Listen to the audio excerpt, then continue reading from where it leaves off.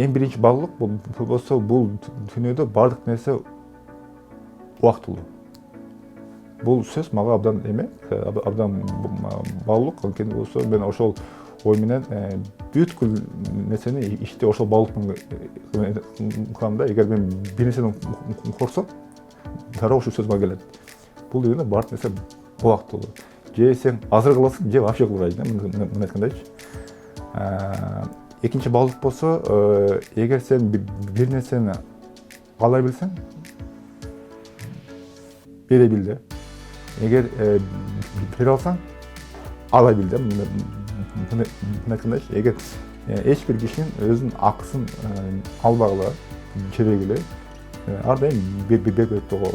Ошондой мамиле коом менен, эл менен бул болсо коомдун атынан силерге мындай сый, урмат көрсөтөт да. Бул киши болсо абдан чындык киши, бул болсо абдан адилеттүү, мага албетте силерге ошол кишилер жакшы нерсе кылышат.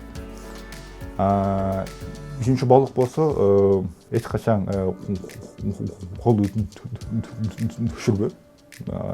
Колду түшүрсөң, бардыгы өчөт. Азыр болсо мен калбай атам, азыр мага абдан ооруп атам.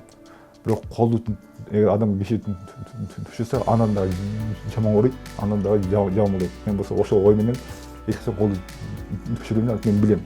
Колду түшүрсөм, бул андан да жаман болот депчи. Мен лучше ошодон коркуп, азыр иште айчын чыгарып, майын чыгарбасам, андан да жаман болот деп мен өзүм постоянно иштей берем да. Бул болсо эч качан осуда бар, кстати, никогда не сдавайся деп коет.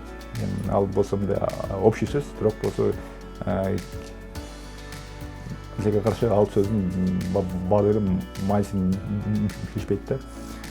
Анан дагы 4-нчү баалык болсо, бул сен болсо бул дүйнөдө эч кимге, эч нерсеге карыз эмессиң. Бүткүл нерсени сен кылган нерсең бул сенин каалоо тилеги менен да. Эгер сен жок мен буга карызмын, тиге карызмын, апама карызмын, бүт баарына карызмын деп жүрө берсең, менин оюмча бул киши өзүнүн жашоосу менен эмес, ал болсо тиги башка кишилердин жашоосу менен жүрүшөт да.